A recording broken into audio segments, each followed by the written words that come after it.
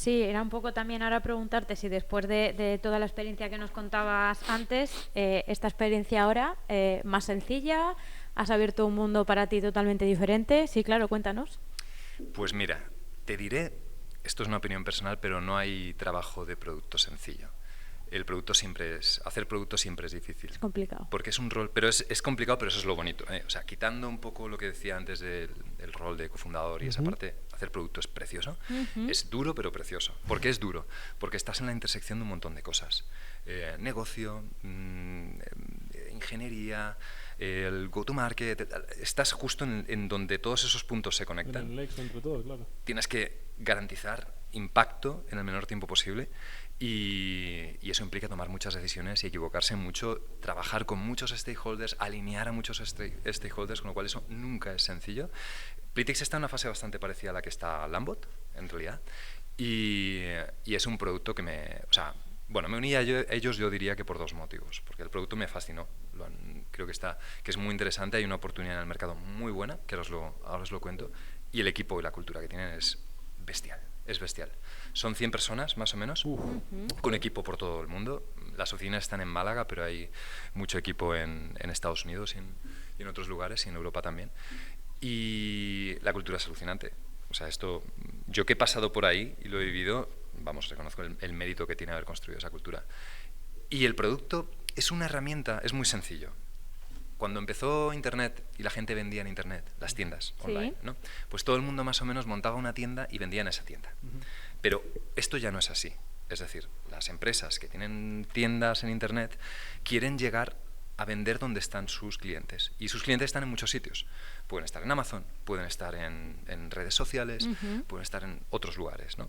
Sí. Pues Plytix es lo que se llama un PIM, que es una herramienta, o sea, que esto es como gestión de información de productos, ujú. vamos, que es una herramienta que te permite sincronizar tu catálogo de producto con todos esos puntos de venta.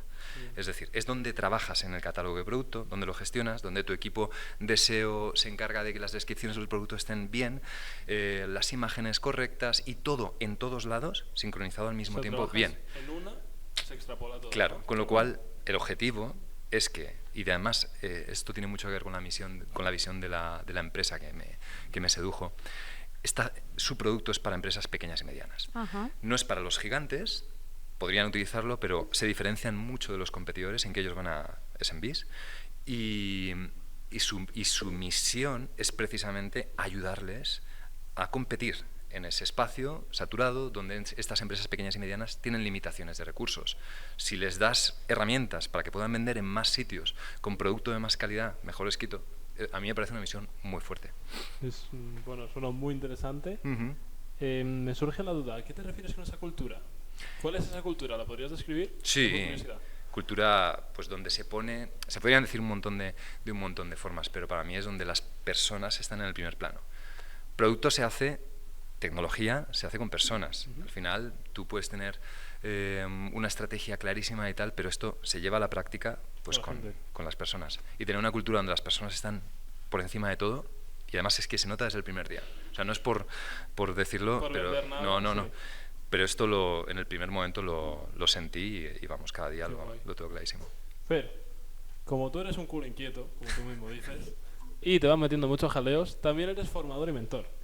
Sí, Con nosotros trabajas, sí, sí. la verdad que está todo el mundo encantado, para que te voy a engañar. Y me gustaría saber cómo surge esta oportunidad, qué te llama de esta otra patita, ¿no? De Ujú. tus servicios. Sí. Pues por muchos motivos, de hecho tengo que seleccionar para no extenderme demasiado porque esta parte a mí me parece, vamos, muy excitante. El ser capaz tiene mucho que ver con lo que os decía de aprovechar esa experiencia para hacer cosas útiles con esa experiencia. Y una parte muy importante para mí es ayudar a que otros que vayan a pasar por todas estas cosas, pues si les sirve de algo estos aprendizajes para no cometer errores. Entonces lo hago de muchas formas, lo hago de varias formas distintas, pero sobre todo me estoy centrando en dos áreas, en cuanto a formación y mentorías y un poco advisory. Producto en general, Ujú. es decir, ayudo a product managers a, pues lo que os decía antes, no sé si a hacer mejor producto, porque esto ya es muy incierto, pero por lo menos esos errores que yo he cometido, que a intentar ayudarles a que no los cometan. Y, y por otro lado, no code, que está muy muy cerca de AI. Al final, no code y AI, aunque luego podemos hablar de eso, pero solucionan problemas muy parecidos. Y durante 8 años he construido un producto que era uno de los chatbot builders no-code más importantes. Lo conozco muy bien y para mí tiene mucho sentido ayudar a personas a adoptar y abrazar este tipo de tecnología. Precisamente hablando del no-code, al final es un movimiento ahora o una faceta que está muy de moda, ayuda mucho sobre todo a emprendedores y a startups pues que no saben programar, que no tienen esos conocimientos. ¿Por qué les animas a que lo empiecen a usar y sobre todo a esos que son más reticentes de empezar a usar esas herramientas? ¿Por qué les darías el empujocito a decir, oye, existen estas herramientas, empezar a usarlas? Porque si en el 2013, cuando yo monté Unity con mi primo, eso que os decía de validar caro, hubiéramos tenido esto, hubiera existido todo esto, probablemente no nos hubiera pasado. No hubiéramos caído tan rápido. Hubiéramos podido validar, porque con no-code, este es uno de los casos de uso, hay muchísimos más, pero uno de los que a mí más me interesan es que te permite construir prototipos y herramientas para validar tus ideas muy rápido, con una inversión muy pequeñita. No, siempre empiezo las clases explicando un poco cuándo sí y cuándo no, pero si tienes 10.000 euros para invertir, no te los gastes en contratar a una agencia o a alguien que pique código. ¿Por qué? Lo más importante cuando estás validando es aprender e iterar. Si te gastas el dinero que tienes en una primera hipótesis que muy probablemente no va a funcionar, ya está, has muerto.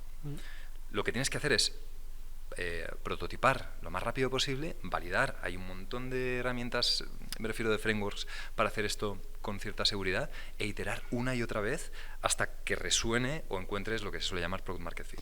¿Qué feedback te encuentras tú en las formaciones de no-code con los emprendedores o con las startups? O sea, ¿les ves con cierto interés o...? Sí, mucho. ¿no? Vale. Yo creo que al final esto es una especie de superpoder que le damos a los emprendedores y las personas que hacen producto o que están intentando validar una idea que antes no existía.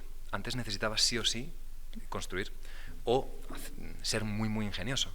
Con no-code puedes construir estos prototipos a velocidad de relámpago. Y lo mismo pasa con AI. Sí, que al final les empoderas, ¿no? Hablando de la IA, ¿cómo lo ves que nos afecta en nuestro día a día y qué futuro tiene? Pues mira, justo ando escribiendo algo sobre el tema. Y para mí escribir tiene que ver con pensar un poco en voz alta. O sea, que en realidad estoy decidiendo decidiendo no, pero entendiendo, sí, aclarando mis ideas porque no lo tengo del todo. Es decir, por supuestísimo, es una disrupción alucinante. O sea, y de hecho, yo pienso que va a ser una disrupción que no es todavía lo que va a ser, pero va a ser una disrupción casi del tamaño del Internet o de los smartphones y tal. Porque hace un par de cosas, o sea, sobre todo hay dos cosas que ocurren desde que OpenAI lanzó ChatGPT hace un poco más de un año. Hay dos cosas que han pasado. Y es que ahora las máquinas no se entienden en lenguaje natural bastante bien. Es decir, antes no se entendían, podías construir un modelo, etcétera, pero ahora es increíble el salto que hemos dado en cuanto a entendimiento del lenguaje natural de las máquinas. Y crean contenido. Esto abre la puerta a que ahora un caso de uso sencillísimo es que un libro hable. Tienes un PDF y le puedes hacer preguntas. Que sueñas cómo podría ser una película y con lenguaje natural creas la película. Esto es alucinante. O que programes con instrucciones de voz, como alguna otra herramienta que he visto por ahí. O sea, todo esto son cosas de ciencia ficción que antes eran imposibles. O sea, que es una disrupción gigante y además estamos en un año. O sea, pensemos cómo era cualquier otra disrupción del pasado solo un año después. Lo que ha pasado en los últimos 365 días, o sea, es alucinante. Es alucinante. Otro tema también que me gustaría hablar contigo, dentro de todo tu expertise, es que sabemos que tienes una newsletter que habla del emprendimiento y la tecnología. ¿Qué te ha llevado también a dar este paso? Parecido, lo mismo en realidad. Bueno, de hecho lo primero que te decía, creo que lo que te decía hace un segundo, casi más importante, el aclarar mis ideas, como decías, Pablo, el pensar en voz alta y compartir. ¿Algún otro motivo también? Mira, al principio me planteé, oye, ¿lo hago en español o lo hago en inglés? Porque hay mucha comunidad de producto que trabaja en inglés y obviamente tu audiencia, si lo haces en inglés, es gigante. pero me decidí por hacerlo en español, siendo que anteriormente sí había escrito los artículos en inglés, pero me decidí a hacerlo en español porque pensé, creo que está llegando el momento de hacer en español cosas, es decir, nosotros lo digo de otra manera, hemos aprendido a hacer software copiando los modelos anglosajones, ¿no? Y la copia nunca es tan buena como el original. Es muy difícil que si intentamos hacerlo exactamente igual, pues eso. Bueno, sí que ocurre porque al final.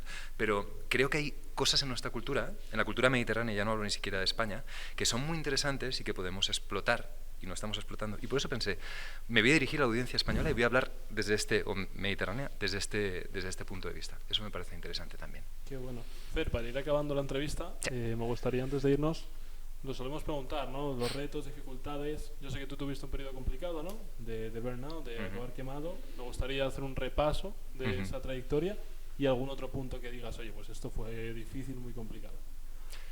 Difícil todo, pero bonito. Es decir, el momento complicado para mí fue cuando se sumaron un montón de factores. Después de esos 8 años trabajando en Lambot, mi padre estaba muy enfermo en ese momento, venían problemas familiares también de otro lado. Se junta todo, tienes que estar ahí, dándolo todo para tu equipo, teniendo una barbaridad de reuniones diarias y cosas y decisiones con mucho impacto en tu equipo, sin estar tú bien. Ese momento fue muy, muy difícil.